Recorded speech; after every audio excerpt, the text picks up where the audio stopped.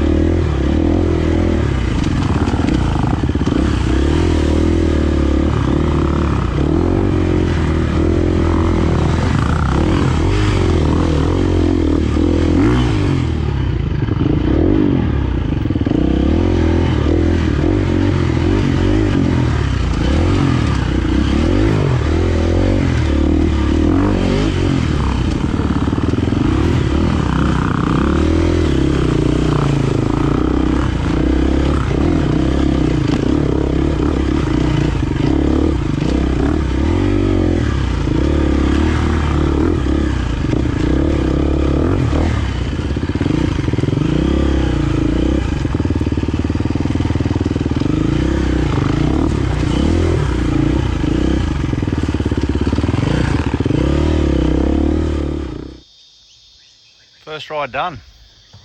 I know, right? Looks like every other bike. That's all good. Had a good run. Just a quickie. Just a quickie this morning.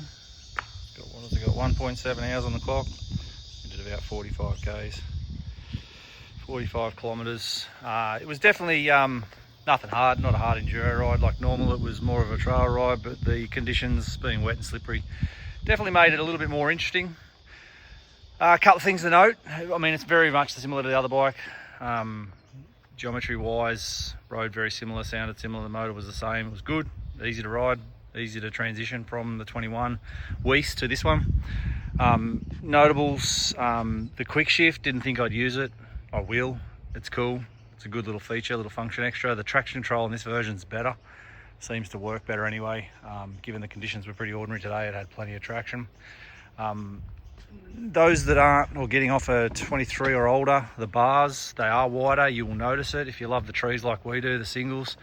That little tiny bit of extra width does mean that some of those trees that you bumped through before now are pretty tight.